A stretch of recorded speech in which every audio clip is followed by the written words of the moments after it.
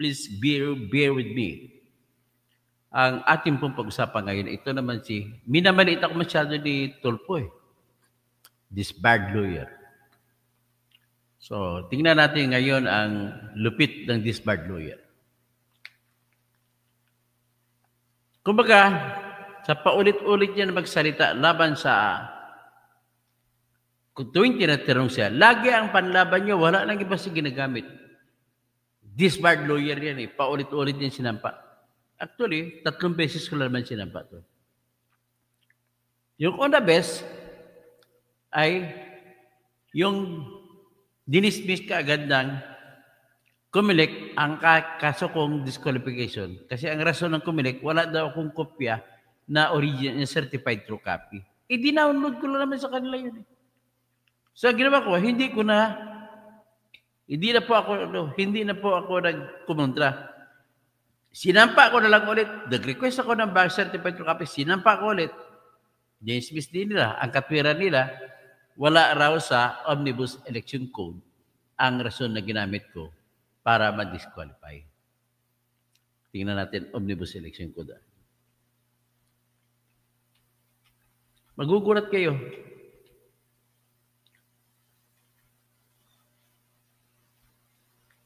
So, iyan ginawa ng dahilan. Bakit daw ako, dapat, bakit nila binasura ang petition ko? Well, i-discuss ko yan mamaya. Ang una lang gagawin natin is ipakita lang natin na ang ginagawa nila ay talagang walang-wala.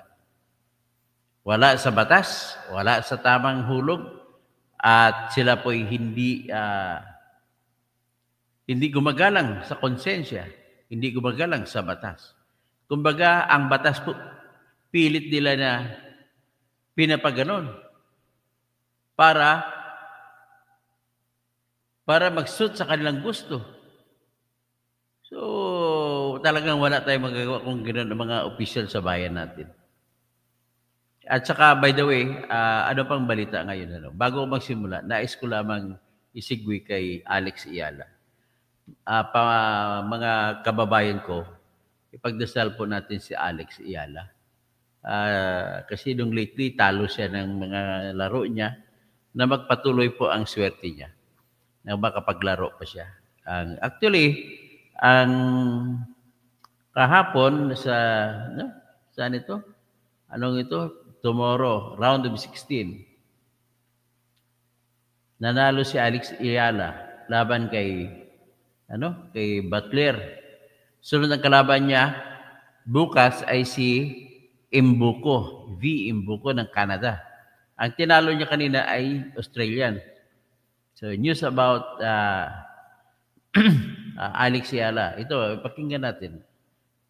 Let us see here. Ipagdasal natin si Alex Iyala. Si Alex Iyala po ay isa rin sa mga huwaran sa mga Pilipinong totoo na kumikita. Sa larangan nito, kumikita siya. Ayon sa kanyang tunay na sariling sikap, pawis at dugo, kagaya ng Manny Pacquiao, kagaya ng mga ibang boxer natin. Si Manny Pacquiao nagkaroon ng kailan nung isang last week na pakita ng kanyang nakitaan siya ng tinatawag na Patek Philippe. Sabi niya, hindi ito flood control ng galing. Yan. Kung may tunog man pang insulto yon, talagang totoo yon. Ini-insulto niya na yung mga tarantado na mga kwan. Saan ba ito? Dali. Dito natin pasukin. So, sa akin lang bago ako mag-umpisa, hinihiling ko lang po na pagdasal natin sa Alex Iyala at ibang mga boxer natin. Marami tayong boxer ngayon na magagaling, no? Yung bago, yung parang kung mag-punch, tulog lahat ng kalaban. Yung pangalan, nakalimutan ko pa. Tapos middleweight pa ang laro. Grabe. Yung mga ganon, ipagpagdasal natin para mananalo sila lahat. At yung mga basketball player natin, no? Magagaling performance sa Japan, sa Korea, at saka sa Australia din. Naglaro din si Kai Soto. Pero dito sa Korean League, nangunguna yung team ni Ren Sabando, yung si Lakay Ren Sabando, galing ni Lakay talaga. O sige, pagdasal natin sila na matuloy-tuloy umusbong ang mga karera nila at siyempre papunta rin sa atin yan. Okay. So after that, dadalhin ko muna kayo sa isang kanta na bago ko ito pong damdamin ko. Makikita niyo sa kantang ito.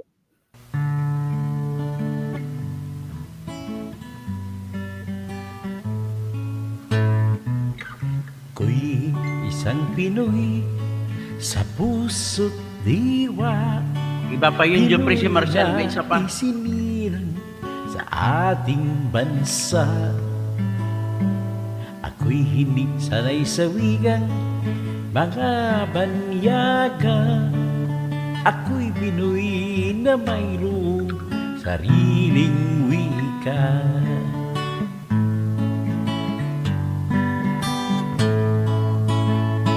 Wikang pambansa ang gamit kong salita. Bayan kong sinilangan ang ikang kalayaan. Sigat Jose Rizal nooy nagwika. Siya ay nangaral sa ating bansa. Ang hindi raw magmahal sa sariling wika ay higit pa ang amoy sa mabahong isda.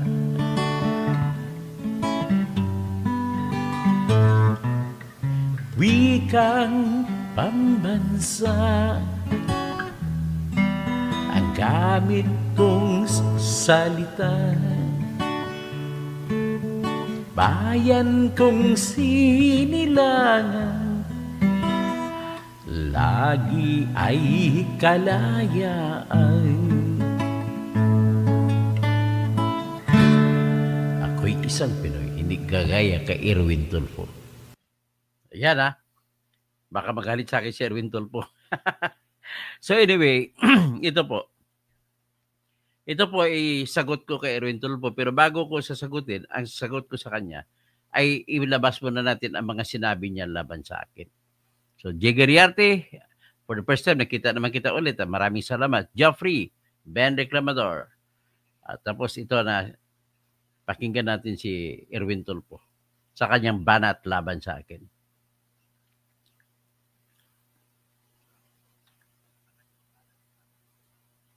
Ayan.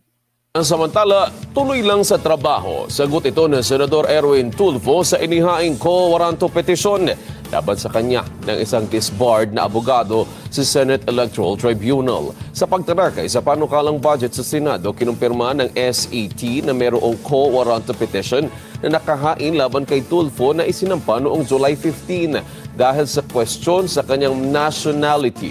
Subalit, hindi pa naitatakda ang pagdinig kaugnay nito. Ang petisyon ay inihain ni Berteni Cosing na una na ring paulit-ulit na nag-file ng disqualification case laban kay Tulfo noong panahon ng kampanya.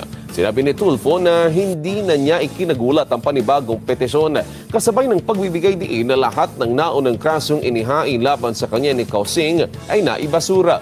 Iginiit ni Tulfo na inihalal siya ng taong bayan para maglingkod at itong kanyang patuloy na ginagawa. Titignan mo ang ibang angganti niya sa akin. Disbarred. May diin pa Pwede naman sabihin tanggalin ang salitang disbarred na hinain laban sa kanya ni Berteni Causi. May lagay pa, disbarred. Ano bang salita na meron disbarred? Gusto niya ko hiyain. Yung ad hominem naman niya, it's another way of saying he is attacking my personality instead of attacking the issue. Kaya, pakinggan pa natin isang ulit. Sa isa ulit yung mga sinabi niya.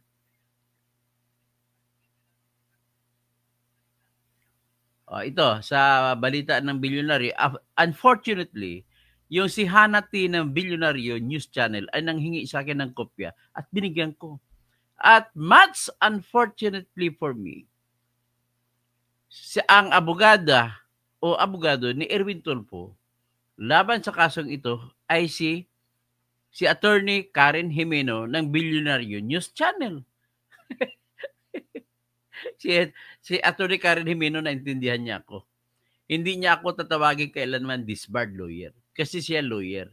Ganon po ang aming tinatawag na etiquette namin sa isa-isa or ethics namin sa isa-isa.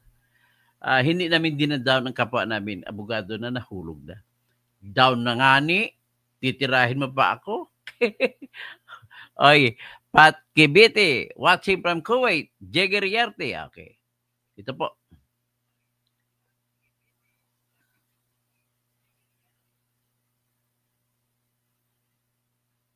Ba't hindi ang banat ni Erwin Tulfo sa akin dito? Wala pang desisyon ang Senate Electoral Tribunal sa quo warranto petition na isinambat laban kay Senator Erwin Tulfo. Ang senador naman tuloy lang daw sa trabaho. Yan ang agenda report ni Dexter Ganibe ng Abante. Hiniling ni Bertini Causing ng Coronadal City sa Senate Electoral Tribunal na utusan si Senator Erwin Tulfo na bakantihin ang kanyang tanggapan sa Senado. Sa kanyang 19 na pahinang quo warranto petition, giniit ni Causing na si Senator Erwin Tishina Tulfo at ang US citizen na si Eric Sylvester Tulfo ay iisang tao. Bagamat ni-renounce na umano ni Tulfo ang kanyang US citizenship, hindi siya makukonsiderang dual citizen dahil hindi umano siya nag-apply para maibalik ang kanyang Filipino citizenship. Hindi ito ang unang pagkakataon na questionin ang citizenship ni Senator Erwin. Nito lang Pebrero, naghain si Causing ng disqualification case sa senatorial bid ni Tulfo sa parehong grounds. Ibinasura ito ng COMELEC 2nd Division noong Mayo na pinagtibay ng Comelacan Bank nito lang Hunyo. Hindi kwalipikado si Erwin Tulfo para magiging congressman. At hindi rin siya kwalipikado para tumakbong senador. Simula pa 2023, naging maingay na sa kanyang YouTube channel si Dr. Causing laban sa citizenship ng magkapatid na Erwin at Raffy Tulfo. Kumandidato rin siya sa pagkasenador pero dineklarang nuisance candidate. Si Dr. Causing na isa ring inhinyero ay dating abogado. October noong 2022 nang i-disbar siya ng Korte Suprema dahil sa kanyang social media post ng draft ng isang plunder complaint. Nauna na siyang pinagsabihan ng SC noong 2021 dahil sa paglabag sa confidentiality ng dinidinig noong kaso sa isang family court. Ang kanyang quo warranto petition sa Senado laban kay Senator Erwin na isinampa noong Hulyo ay maaari raw madesisyonan sa loob ng 2 buwan kung summary dismissal. Pero maaring tumagal kung maging full-blown hearing. If there is a requirement for the issuance of summons and the petition will undergo po yung normal processes po, yung proceedings po, siguro po a year po yung quo warranto. Okay. Basta before, we always target that before the end of the term of the sitting senator, resolve po. Tiniyak naman ni Senador Erwin Tulfo handa siyang harapin ang kaso. Hindi rin anya ito magiging hadlang para gawin ang trabaho na ipinagkatiwala sa kanya matapos iluklok sa Senado nitong midterm elections. Para sa agenda, Dexter Ganibe, Abante! Manatiling nakatutok sa bilyonaryo. So yan ha. So nakita na ninyo, masyado niyo kung binabaliit. Dapat, kung meron siyang ebidensya laban sa aking akusasyon, kasi nagpresenta na ako ng ebidensya ko eh. Sinumiti ko ang proof na meron siyang passport. Sinumiti ko ang pag-aamin niya na nagkaroon siya, naging US citizen passport siya. Sinumiti ko ang kanyang pag-amin na siya ay nanumpa bilang sundalo ng Estados Unidos. Yung pagsumpa pa lamang niya, kahit hindi matingnan yung passport. Yan po ay pagtatraidor sa inang bayan. That is called as disloyalty to the Republic of the Philippines. Ground din yan kahit hindi natitignan yung citizenship. Nanumpa siya, ibig sabihin ang loyalty niya sa Amerika, wala sa Pilipinas. Iba yung usaping loyalty, iba yung usapin na citizenship. Pwede ka maging citizen ng 2 bansa, 3 bansa, 4 na bansa, pero hindi ka pwede magiging loyal sa dalawa o mahigit pa na bansa. Dapat isa lang, Pilipinas lang. Kung Pilipinas ang pag-uusapan. So, understood? Ganun lang po kasimple yan, Erwin Tulfo. Sana, I am expecting from you, Erwin Tulfo, na magsusumiti ka ng ebidensya na hindi totoo na nagkaroon ka ng passport 4 na beses in 31 years nung humahawak ka ng passport ng Amerika. At magsumiti ka ng ebidensya laban sa aking akusasyon na meron din akong ebidensya laban diyan para patunayan na ikaw ay naging sundalo ng Amerika. Ini-expect ko sa'yo na magsumiti ka ng ebidensya mo laban sa akin na hindi ka sundalo. In other words, ebidensya por ebidensya tayo.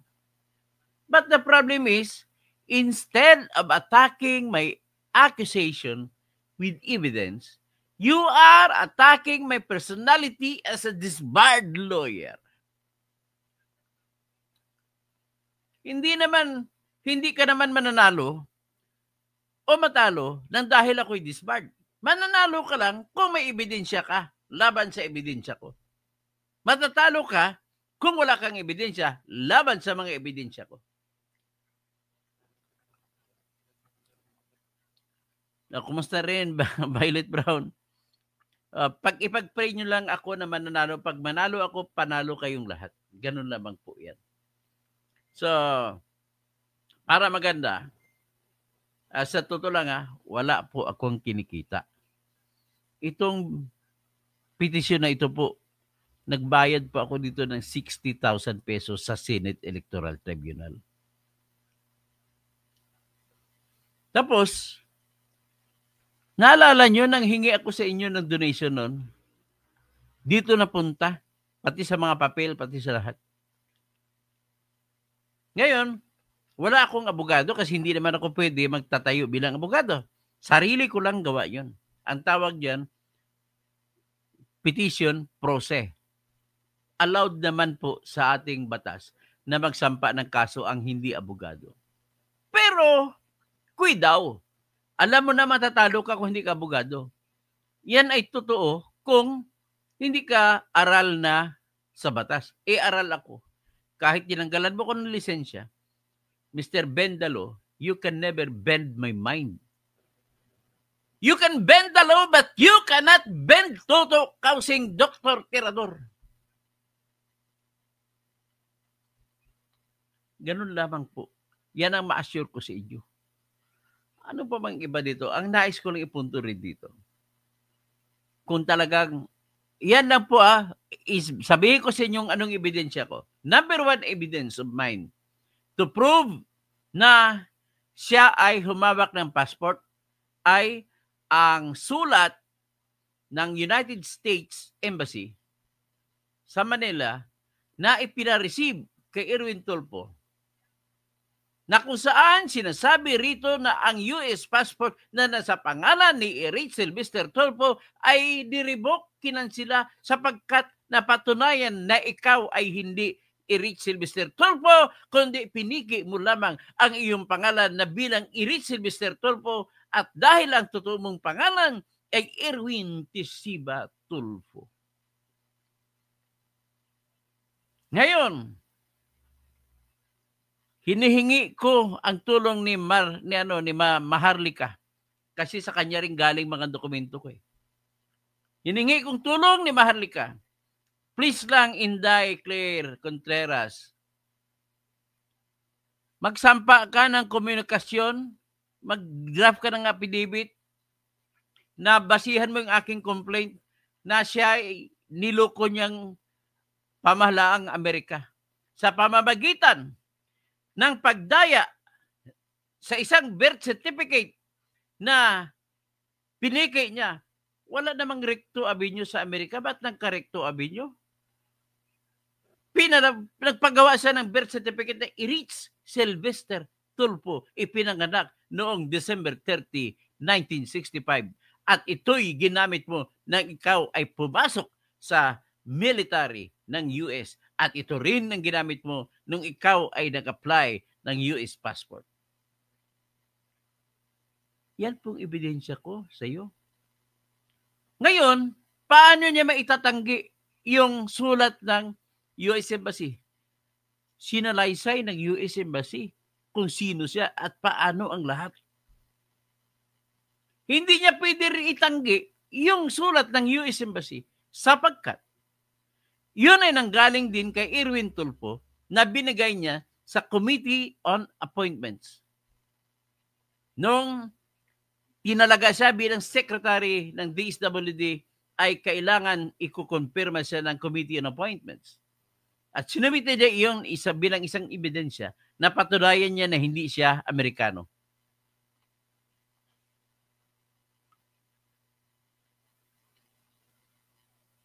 So unfortunately, naging ebidensya laban sa kanya. So yan po ang aking ebidensya number 1. Tingnan niyo ito. Ito po, ilabas ko sa screen.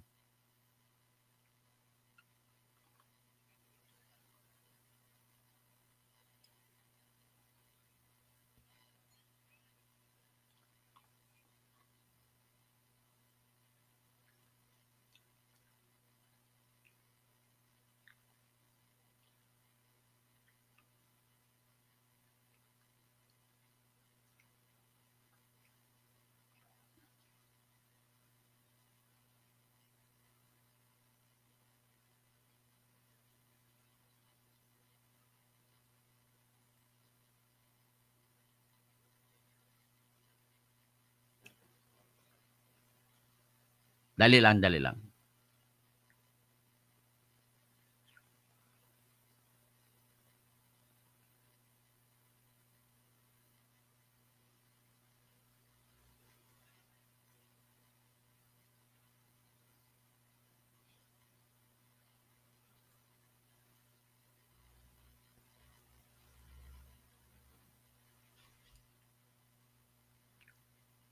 Bago yun, ipakita ko muna itong isang ebidensya.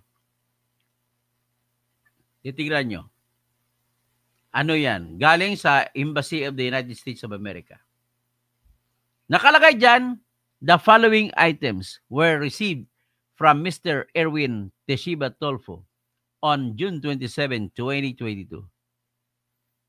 Number 1, original U.S. passport under the name of Eric Sylvester Tulfo. Number 2, U.S. Social Security Card. So, yan po ang pangalawang ebidensya ko. At ang pumirma dyan, ito,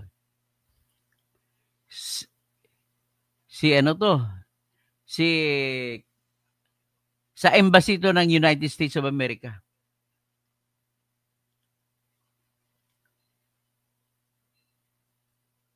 So ngayon, ilabas natin yung sulat na sinasabi ko.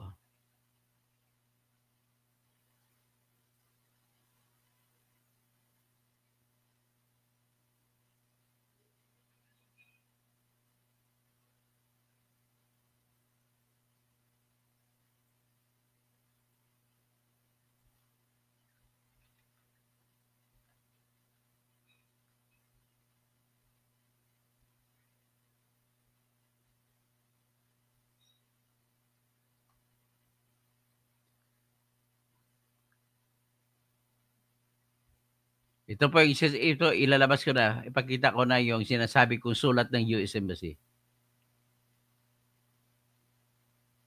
Yan ay sulat din, certification ng US Embassy na sinuko niyang US passport.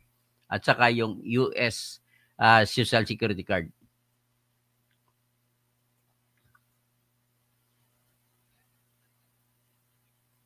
Ito po yung sulat. Embassy of the United States of America, Manila, Philippines. October 11, 2022. Eric Sylvester Tulfo. Dear Eric Sylvester Tulfo, the Department of State has revoked U.S. passport number, inano lang ang U.S. passport number, issued to you in the name of Eric Sylvester Tulfo on August 6, 2021, along with any other valid U.S. passports issued to you. Pursuant to 22 CFR, Section 51.62, Paragraph A, Paragraph 2, which provides that the U.S. passport may be revoked when it has been determined that the passport was obtained illegally, fraudulently, or erroneously. The regulations cited in this letter may be found at http://www.ecfr.gov. Department records show that you initially executed a U.S. passport application on 1991, in which you were issued U.S. passport number on May 24, 1991.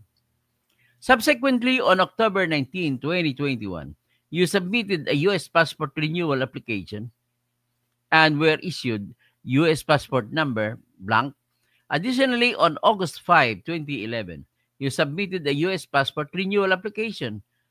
As a result, you were issued U.S. passport number on August 5, 2011.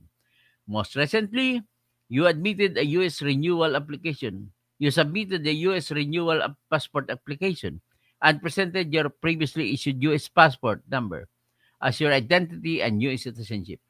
Consequently, a U.S. passport number was issued in the name of Eric Sylvester Tolfo on August 6, 2021. So, August 6, 2021, binigay ang panghuling passport niya.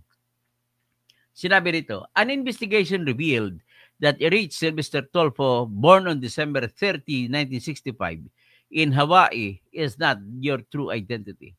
Evidence suggests that you are Erwin Teshiba Tolfo, born on August 10, 1963, in Tacloban City, Leyte, Philippines. In fact, on June 27, 2022, you signed a voluntary statement that you were born in Philippines and you obtained your U.S. birth certificate by fraudulent means. Inamin niya, piniki niya lang. Lastly, on September 14, 2022, you were issued a blank, and then on your U.S. visa application, nag-apply ka pa ng U.S. visa application.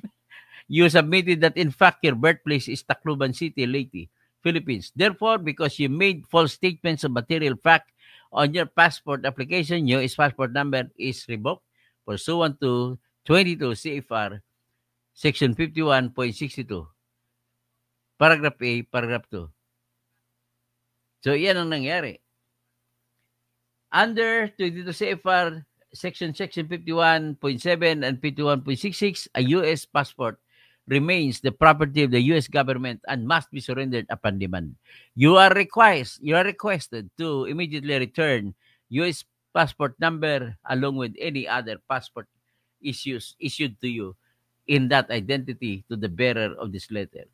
So, yan. So, nakalagay pa sa note, ang pumirma si Michael Leach, Deputy Chief American Citizen Service and Consul of the United States of America. You have a right to a hearing under 22 CFR, Section 50.7, Paragraph D and 51, 70 through 51.74. If such a hearing is desired, please notify this office within 60 days after receipt of this period. A request for high hearing does not stay the passport revocation action taken by the Department of State. So, ang isa pang pumirma, yan, si Michael Leach. So, yan po ang pinakamatibay kong ebidensya maliban pa si iba sa kanyang pag-amin. Okay? Yung iba kasi inamin niya dito sa kanyang sinumiti na mga kagaya nito, memorandum. Ito po yung memorandum na sinumiti niya sa kaso na sinampa ni Attorney Tolentino. Attorney Moises Tolentino Jr. Na sinampa noong papasok siya bilang congressman ng party list ACT-CIS. Yan. Memorandum. May pag-amin siya dito. Yan, mga sinulat niya. Pinirmahan niya yan.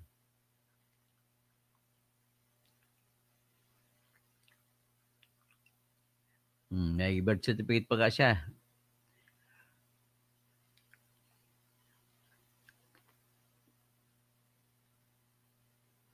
Ito, ano pa mga ibang pag-amin niya. Papakita ko lang mga pag-amin niya.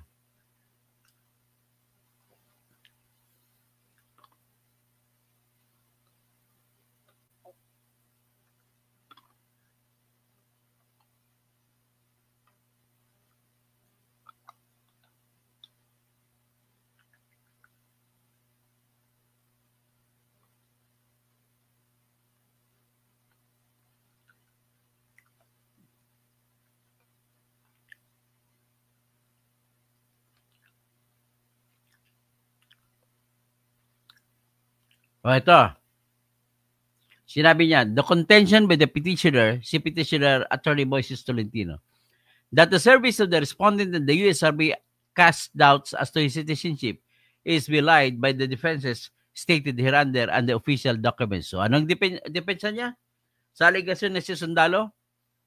The truth is, the respondent never applied for naturalization in the United States of America.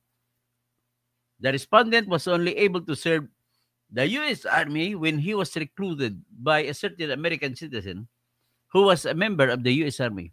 When the respondent, together with his family, went to the United States sometime in 1986 as tourists, respondent, being the father and provider of his family, worked as a bagger in a supermarket to sustain his family's living while they were staying there. He was then spotted by a member of the U.S. Army who befriended him and thereafter offered the respondent to join the U.S. Army. As a typically responsible Filipino who only wanted to uplift the life of this, so sinabi niya rito, inamin niya, nag-join siya sa army. Kaya lang, kailangan niya mag-join para mabuhay niya kanyang pamilya doon na dinala niya. O, tapos, ito pang matindi, sa sinabi siya number 40, no oath of allegiance was ever taken by the respondent when he was given those documents to be able to serve in the U.S. Army because he never applied for naturalization in the U.S. Years later, the respondent returned to the Philippines as he never had the intention of living permanently in the U.S. His use of U.S. passport under the name Eric Sylvester Tulfo triggered an investigation. He then decided to surrender his U.S. passport. Ito inamin niya ng passport sa pagiging sundalo. Kaya lang, ina-argumento niya na pagiging sundalo niya, hindi daw siya nanumpa na manilbihan hanggang kamatayan para sa Amerika. Para sa konstitusyon ng Amerika, para sa bandila ng Amerika. So, saan ka nito ngayon? Ito po ang iyong kalaban. Lagi po ulit-ulit yung disbarred de Bertedi causing. Tingnan natin ngayon, ano magagawa? Kalaban mo, disbarred.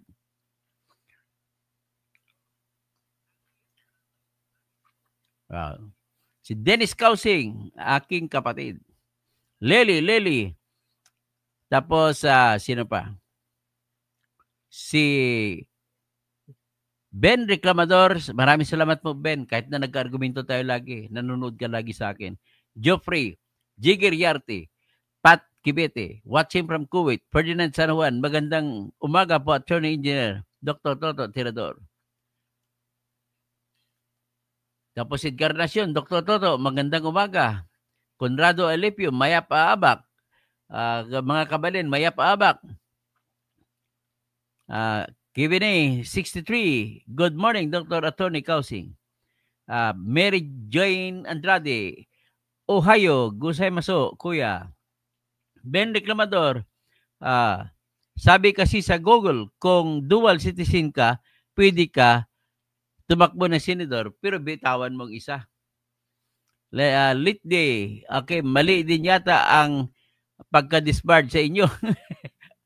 Okay lang yun. Mababalik tayo dyan, maniwala kayo sa akin. Violet Brown, kumusta na po, Dr. Causing? Mag-pray po ako na manalo kayo sa kinakaso niya ni Mr. Bendolo. Very arrogant pa po siya sa inyo. Di bali, piling may karapatan naman kasi siya eh. So let the Mary Jane Andrade, mananalo ka. Kaya, kuya, para sa kabutihan ang ginagawa mo. Kuya, 100% support. Kailangan ko inyong dasal po. So, James L777, pasasalamatan ka ni Mother Dragon Maharlika kahapon. Yun, narinig ko na nga. Pinanood ko eh. So, Rogelio Albana, galingan at bilisan mo, Toto. Ipakita mo sa aming subscriber mo na magaling kang trial lawyer. Isunod mo si Erwin Garcia ng Comelec, corrupt at nababayaran si Garcia at totoo ang sinasabi ni Attorney Glenn. Arvin Flores, salamat sa pagmamahal mo sa bayan. Walang anuman po. Mary Jane Andrade, mananalo ka kuya, 100% para sa kabutihan mo. Ano pa? So, Mary Jane, mananalo, no? Inulit lang. So, Renato Garcia, si Renato Serra, Dok Toto, dapat 3 months tapos na yan kasi ang kaso. Hindi madali lang to. Mga 2 months na siguro baka may decision ito pag mag-umpisa. Rogelio Alabanya, alisin ko si Erwin Garcia ng Comelec, corrupt yan. Talk and coordinate with Attorney Glenn Chong and he has all the evidence. Sige, kukontakin ko si Glenn Chong. Sana makahinga ko na number niya. Ben Reclamador, Ben Dalo. Ay, Inday Claire, bigyan mo ko ng cellphone number ni Attorney Glenn Chong. Southern Cross, paano magkakaroon ng US passport si Erwin Irich Tulfo? Okay, Chesspad 16. My goodness, ang lakas ng loob ni Erwin Tulfo, TNT. Pero nakapag-US Army, dapat nakulong siya at maalis sa Senado. So, Mark Anthony Sanico, present, Toto Tirador Causing, salamat po. Violet Brown, I'm praying po talaga. Sana huwag naman maging bias ang senador at hindi po mag-bias sa mga yan kasi mga tatlong justice ng Supreme Court ang kasama sa pagdesisyon. So, yan na lang mangga. Yan lang po. Galing sa Disbarred Lawyer para kay Irich Sylvester Tulfo. Magandang umaga.